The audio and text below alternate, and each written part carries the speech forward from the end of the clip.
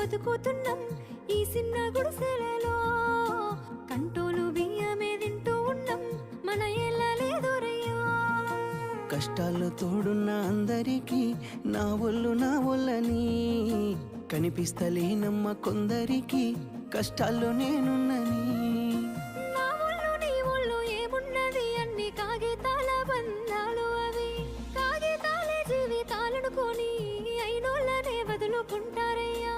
బాగుంటే 10 మంది వస్తారయ్యో చుట్టాలే మన ఇంటికి, లేకుంటే వదిలేసి పోతారయ్యో అయినోళ్ళే ముమ్మాటికి.